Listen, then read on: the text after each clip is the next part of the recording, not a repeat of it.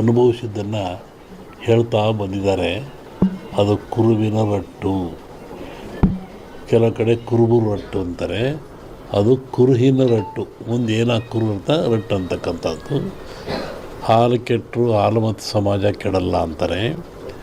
ಹಕ್ಕ ಬುಕ್ಕರು ವಿಜಯ ಸಾಮ್ರಾಜ್ಯವನ್ನು ಕಟ್ಟಿದರು. ಇದು ಹೇಳೋ ಉದ್ದೇಶ ಏನು ಅಂತಂದರೆ, ಇವತ್ತು ಆಲಮತ ಸಮಾಜದವ್ರ ಕೈಲಿ ರಾಜ್ಯದ ಅಧಿಕಾರ ಇದೆ, ಬಿಡಿಸಿಕೊಳ್ಳೋದು ಸುಲಭ ಅಲ್ಲ. ಅವರಾಗೇ ಬಿಡಬೇಕೆ ಹೊರತು ನೀವು ಬಿಡಿಸಿಕೊಳ್ಳೋದು ಸುಲಭವಲ್ಲ. ಮುಂದಿನ ವಿಚಾರವನ್ನು ಯುಗಾದಿ ಮೇಲೆ ಹೇಳ್ತೀವಿ. ಹಾಗಾಗಿ ಒಂದು ಭವಿಷ್ಯದ ಚಿಂತನೆ ಏನು ಅಂದರೆ, ನಮ್ಮಲ್ಲಿ ಎರಡು ಭಾಗ ಮಾಡ್ತಾರೆ. ಒಂದು ಸಂಕ್ರಾಂತಿಯ ಭವಿಷ್ಯ, ಇನ್ನೊಂದು ಯುಗಾದಿಯ ಭವಿಷ್ಯ. ಸಂಕ್ರಾಂತಿಯ ಭವಿಷ್ಯ ರಾಜರಿಗೆ, ಮಹಾರಾಜರುಗಳಿಗೆ, ದೊಡ್ಡ ದೊಡ್ಡ ವ್ಯಾಪಾರಸ್ಥರಿಗೆ ಮತ್ತು ಅನೇಕ ಘಟನೆಗಳು ಬರುವಂಥದ್ದು ಸಂಕ್ರಾಂತಿ ಪುರುಷನ ಮೇಲೆ ಹೇಳುವಂಥದ್ದು. ಇದು ಯುಗಾದಿಯ ಮೇಲೆ ಬರುವಂಥದ್ದು ಯಾವುದು ಅಂದರೆ ಚಂದ್ರಮಾನ ಯುಗಾದಿ.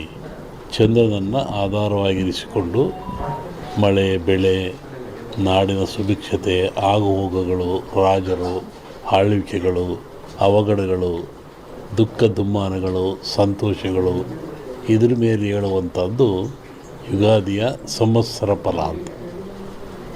ಇನ್ನೂ ಒಂದು ತಿಂಗಳು ಲೇಟ್ ಇದೆ ಯುಗಾದಿ. ಅದರಿಂದ ಆ ಫಲಗಳ ಹೇಳೋದು ಸ್ವಲ್ಪ ಕಷ್ಟ.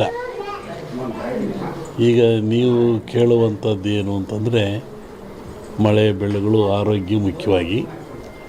ನಮ್ಮ ದೃಷ್ಟಿಯಲ್ಲಿ ಕರ್ನಾಟಕಕ್ಕೆ ಬರುವ ಸಂವತ್ಸರದಲ್ಲಿ ಯಾವುದೇ ವಿಧವಾದ ತೊಂದರೆ ತಾಪತ್ರಯಗಳಿಲ್ಲ. ಮಳೆ ಬೆಳೆಗಳು ಚೆನ್ನಾಗಿ ನಡೀತವೆ, ಸುಭಿಕ್ಷತೆ ಇರ್ತದೆ ಮತ್ತು ನಾಡಿನಲ್ಲಿ ಯಾವುದೇ ಕೊರತೆ ಕಾಣ್ತಾ ಇಲ್ಲ. ಯುಗಾದಿಯ ನಂತರ ಕರ್ನಾಟಕದ ಬಗ್ಗೆ ಮತ್ತು ಜಾಗತಿಕ ಬಗ್ಗೆ ಭಾಳ ಅಜಾಗರೂಕತೆ ಇದೆ, ತೊಂದರೆ ಇದೆ. ಹೋದ ವರ್ಷಕ್ಕಿಂತಲೂ ಹೆಚ್ಚಿನ ಭೀಕರತೆ ಕಾಡುವ ಲಕ್ಷಣ ಇದೆ. ಅದನ್ನು ಯುಗಾದಿ ನಂತರ ಹೇಳ್ತೀನಿ. ಇತ್ತೀಚಿನ ದಿನಗಳಲ್ಲಿ ಎಲ್ಲರೂ ನೋಡಿದಂಗೆ ಭೂಕಂಪಗಳು ಹೆಚ್ಚಾಗ್ತಾ ಇದ್ದಾವೆ.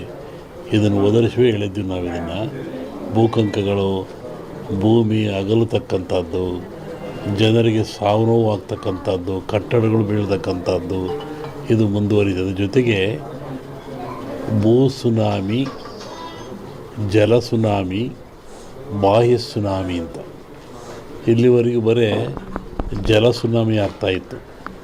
ಸಮುದ್ರದಲ್ಲಿ, ಸಾಗರದಲ್ಲಿ ಸುನಾಮಿ ಬಂದು ತೊಂದರೆ ಆಗ್ತಾಯಿತ್ತು. ಈ ಸತಿ ಭೂ ಸುನಾಮಿನೂ ಇದೆ. ಭೂಮಿ ಒಳಗೆ ಸುನಾಮಿಯಾಗಿ ಕಂದಗಾಗ್ಲಕ್ಷದ್ದು. ಜಲ ಸುನಾಮಿನೂ ಹೆಚ್ಚಿದೆ. ಬಾಹ್ಯ ಸುನಾಮಿ ಅಂತ, ಬಾಹ್ಯಾಕಾಶದಲ್ಲೂ ಆ ತೊಂದರೆ ಆಗ್ತಕ್ಕಂಥ ಲಕ್ಷಣ ಇದೆ. ಅದನ್ನು ಯುಗಾದಿ ನಂತರ ಹೇಳ್ತೀನಿ. ನೀವು ಭಾಳ ಅಪೇಕ್ಷೆ ಪಡುವಂಥದ್ದು ರಾಜಕೀಯ. ಏನಾಗುತ್ತೆ, ಏನಾಗ್ತಾರೆ, ಎಂತ ಆಗ್ತಾರೆ ಅಂತ. ಒಂದು ಸಾಂಪ್ರದಾಯಿಕವಾದ ಮಾತು. ಎಲ್ಲ ಧರ್ಮಗಳು ಇದ್ದಾವೆ, ಎಲ್ಲ ಸಮಾಜಗಳು ಇದ್ದಾವೆ, ಎಲ್ಲ ವರ್ಗದವರು, ದೈವದವರು ಈ ಭೂಮಿಯಲ್ಲಿ ವಾಸ ಮಾಡ್ತಾ ಇದ್ದಾರೆ. ಒಂದು ಸಮಾಜ ಪ್ರಾಚೀನ ಕಾಲದಿಂದಲೂ ಸಹಿತ ಹಾಲುಮತ ಸಮಾಜ ಅಂತ ಕರೀತಾರೆ. ಹಾಲುಮತ ಸಮಾಜ ಅಂದರೆ ಅವರು ಅಡವಿಯಲ್ಲಿದ್ದು ಕುರಿಗಳನ್ನು ಸಾಕಿಕೊಂಡು, ಕುರಿಯಲ್ಲಿ ಕೂತ್ಕೊಂಡು ಬಂದಂಥ ಒಂದು ಸಮಾಜ. ಪ್ರಕೃತಿಯ ಮೇಲೆ, ಗಾಳಿಯ ಮೇಲೆ, ಭೂಮಿಯ ಮೇಲೆ ಅವರು ಅಡವಿಯಲ್ಲಿದ್ದ ಕಂಡದ್ದು, ತಿಳಿದದ್ದು, ನೋಡಿದ್ದು, ಅನುಭವಿಸಿದ್ದನ್ನು ಹೇಳ್ತಾ ಬಂದಿದ್ದಾರೆ. ಅದು ಕುರುವಿನ ರಟ್ಟು, ಕೆಲವು ಕಡೆ ಕುರುಬು ರಟ್ಟು ಅಂತಾರೆ, ಅದು ಕುರುಹಿನ ರಟ್ಟು. ಮುಂದೆ ಏನಾಗಿ ಕುರು ಅಂತ ರಟ್ಟು ಅಂತಕ್ಕಂಥದ್ದು. ಹಾಲು ಕೆಟ್ಟರು ಹಾಲು ಮತ್ತು ಸಮಾಜ ಕೆಡಲ್ಲ ಅಂತಾರೆ.